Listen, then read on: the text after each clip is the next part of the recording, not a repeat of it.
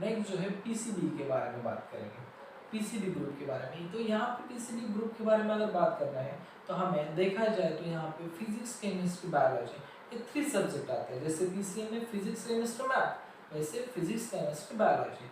और यहाँ पे जो फिजिक्स, केमिस्ट्री, बायोलॉजी के लिए एडमिशन ले रहा है कोई स्टूडेंट, तो पहले वो अपनी स्टडी कैसी है वो चेक करें, और बाद में कितना हार्ड वर्क आगे कर सकता है इसके बारे में आपको खुद सेल्फ एनालाइज करना पड़ेगा।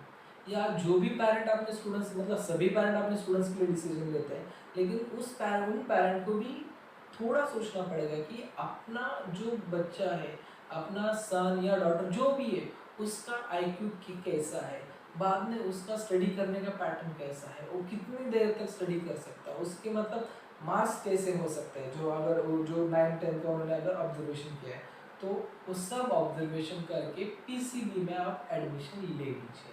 और जितना चाहे, मैंने देखा है पीसीबी के लिए जो मैक्सिमम जो पेरेंट्स है, जो मेडिकल फील्ड से ऑलरेडी बिलोंग करते हैं, वही पेरेंट वहाँ पे ज़्यादा यहाँ पे पीसीबी के लिए ट्राई करते हैं। और जो सच में क्रीम स्टूडेंट्स या सच में टैलेंटेड स्टूडेंट्स हैं, वही यहाँ पे एडमिशन लेते हैं। ये मैं ऐसा क्यों बोल रहा हूँ, मतलब ऐसा है क्या पीसीएम में सब डम स्टूडेंट्स रहते हैं या नॉन टैलेंटेड स्टूडेंट्स रहते हैं, ऐसा है क्या कुछ? ऐसा कुछ नहीं है।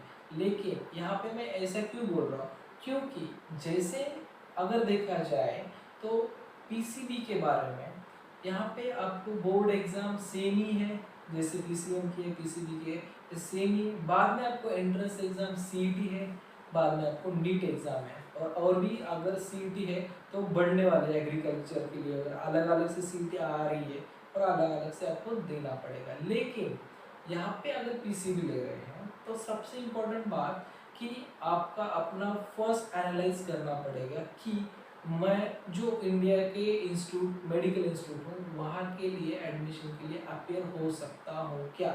आपने ओनली बोर्ड क्रैक किया, इसका मतलब ऐसा नहीं कि आप एमबीबीएस को लग गए, बीडीएस को लग गए या एम्स को लग गए, ऐसा नहीं हो सकता। यहाँ पे टोटली चेंजिंग पैटर्न है, ठीक है।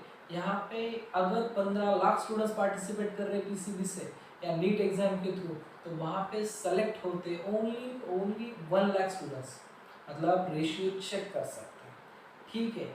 मैंने आपको जैसे कहा कि पीसीएम का भी कोर्स ड्यूरेशन 2 इयर्स है, पीसीबी का भी कोर्स ड्यूरेशन 2 इयर्स है, बराबर है। कोर्स ड्यूरेशन वही है, सब वही है। लेकिन यहाँ पे आफ्टर 12 आपको, मतलब 12th में आपको क्या पढ़ाई करनी पड़ेगी कि आपको फिजिक्स, केमिस्ट्री एंड बायोलॉजी, ठीक है। और ये टोटल फील्ड रिलेटेड है मेडिकल से। इसके बाद आपके लिए सीईटी एग्जाम और नीट एग्जाम। सीईटी एग्जाम किस स्टूडेंट्स के लिए है? जो students B pharma and pharma D में जाने वाले, उनके लिए सीईटी एग्जाम है। यहाँ पे क्राइटेरिया डिवाइड हो जाता है, जैसे ऑल इंडिया के लिए जैसे जेई था, तो वहाँ पे यहाँ पे ऑल इंडिया के लिए अगर आपको पार्टिसिपेट करना है तो नीट एग्जाम के थ्रू आप यहाँ पे पार्टिसिपेट कर सकते हैं। ओनली फॉर महाराष्ट्र या ओनली एनी स्टेट के लिए अगर आप पार्टिसिपेट कर रहे हैं तो आपको स्टेट सीईटी देके आप वहाँ पे पार्टिसिपेट कर सकते हैं, pharma D and B pharmacy के लिए, ठीक है। अगर आपको throughout India medical process में मतलब यहाँ पे एडमिशन लेना है तो आपको नीट एग्जाम देना पड़ेगा। जैसे उधर सीईटी एंड जेईई मेंस, इधर आपको सीईटी एंड नीट एग्जाम आपको देनी पड़ेगी, ठीक है। यहाँ पे ऐसा नहीं है कि जो अदर मतलब मेडिकल फील्ड में ऐसे कुछ डीम्ड कॉलेज उनकी सेपरेट एग्जाम होती है, ऐसा कुछ नहीं। यहाँ पे ओनली एंड ओनली नीट के एडमिशन के बेसिस पे ही लास्ट ईयर से सभी डीम्ड यूनिवर्सिटी भी रहने दो, वहाँ पे नीट के एडमिशन एग्जाम के थ्रू एडमिशन हो रहे हैं, ठीक है।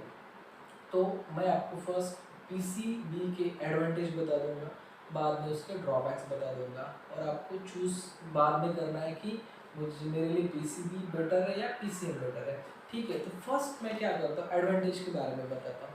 अगर देखा जाए एडवांटेज पहले बताना अच्छा है, क्योंकि एडवांटेज बताया तो थोड़ा इंटरेस्ट आएगा ड्रॉबैक सुनने में, अगर ड्रॉबैक बताया तो एडवांटेज सुनने में कुछ इंटरेस्ट नहीं आएगा, ठीक है। फर्स्ट एडवांटेज क्या है, इस फील्ड में अगर आप ज्वाइन कर रहे हैं तो फर्स्ट है कि यहाँ पे आपको सबसे इंडिया के टॉप मोस्ट इंस्टीट्यूट में एडमिशन मिल सकता है आफ्टर नीट एग्जाम के बाद। जैसे कि यहाँ पे पीसीबी के थ्रू एम्स इंस्टीट्यूट है, जीपमार इंस्टीट्यूट है, एएफएमसी इंस्टीट्यूट है, बाद में स्टेट गवर्नमेंट के एमबीबीएस कॉलेज है, बीडीएस कॉलेज है, बीएमएस कॉलेज है, BPTH है, फिजियोथेरेपी है, बहुत सारे ऐसे कॉलेजेस है कि जहाँ पे आप एडमिशन ले सकते हैं।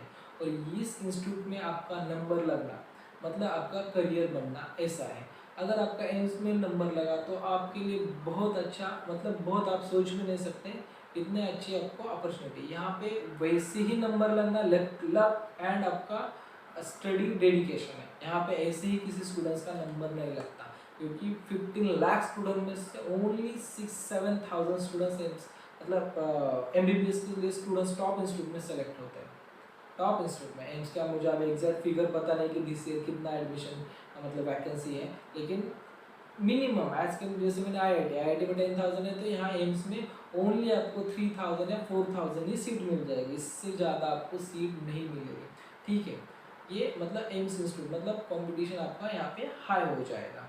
ठीक है, बाद में आपको एम्स इंस्टीट्यूट के बाद जैसे उधर IIT वहाँ पे IIT, यहाँ पे एम्स, वहाँ पे NIT, यहाँ पे जिपमार, यहाँ पे मतलब जिपमार के बाद यहाँ पे आप मतलब कौन सी भी स्टेट गवर्नमेंट MBBS इंस्टीट्यूट के लिए ज्वाइन कर सकते हैं। ठीक है, और बाद में आपको जैसे मैंने कहा था BDS, BMS, BHM ऐसे बहुत सारे ऑप्शंस हैं। मतलब किसी अगर स्टूडेंट्स को सच में बायोलॉजी में इंटरेस्ट है, इसके लिए आपको अगर मेडिकल फील्ड ज्वाइन कर रहे हैं, इसके लिए आपका बायोलॉजी अच्छा होना बहुत ज़रूरी है। इवन केमिस्ट्री भी आपको लगेगा। ठीक है, जैसे वहाँ पे मैथ एंड फिजिक्स, यहाँ पे biology and chemistry, same profession में आपको अच्छी तरह से आपका मतलब सब्जेक्ट में कमांड होनी चाहिए।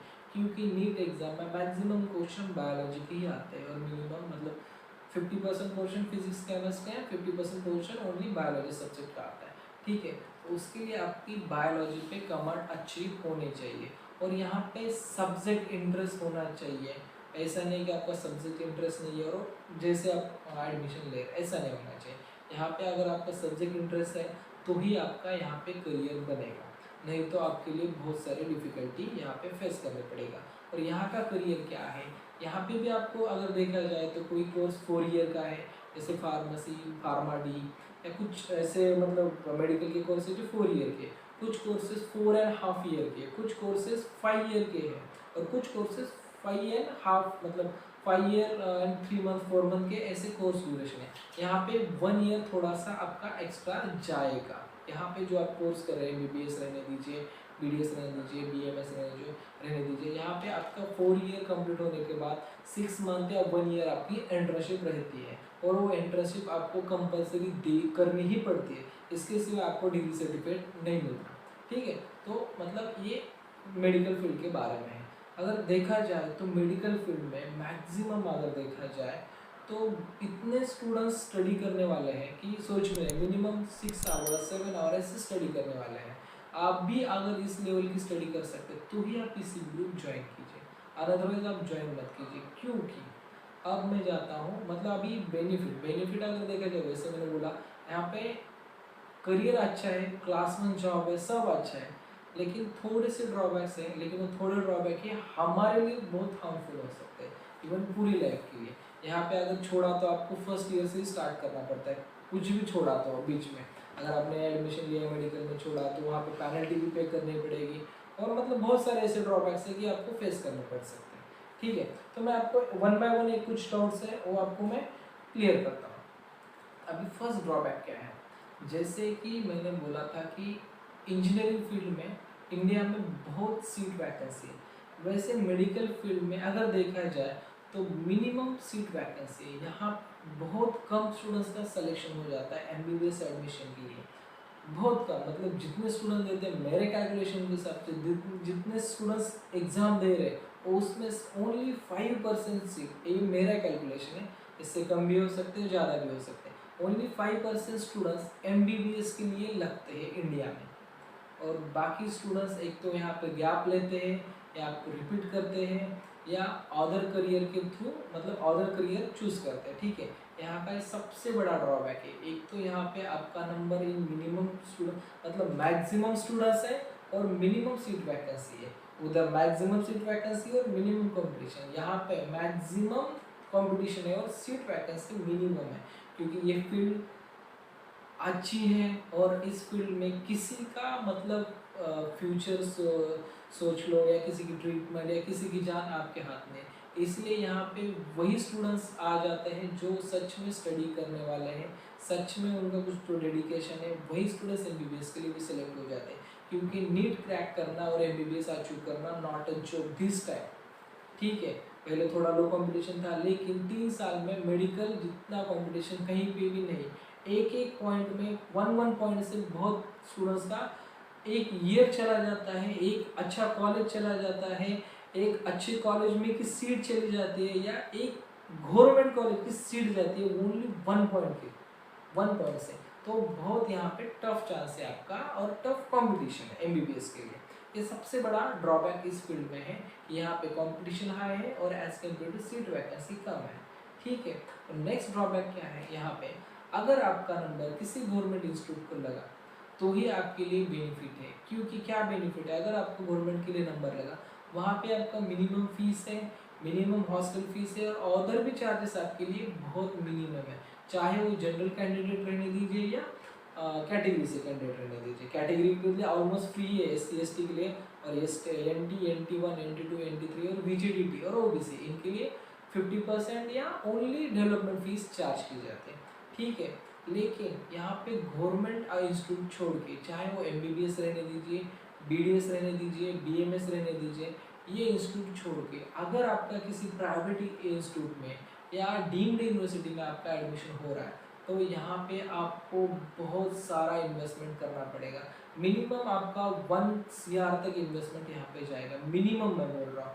डीम्ड अगर आपने यूनिवर्सिटी ज्वाइन किया तो 1 करोड़ के आगे ही आपको यहाँ पे खर्चा हो जाएगा।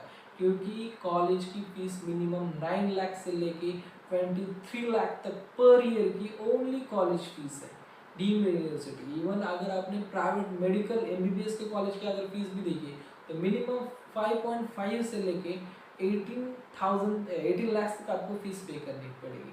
और जैसे मैंने कहा था कि इंजीनियरिंग में ये जो फीस स्ट्रक्चर है ज़्यादा से ज़्यादा 3 लाख है, लेकिन यहाँ पे कितना भी मिनिमम प्राइवेट, मतलब कितना भी मिनिमम पैकेज का प्राइवेट कॉलेज अगर आपने पकड़ा तो उसकी फीस मिनिमम 5.5 के आगे ही है।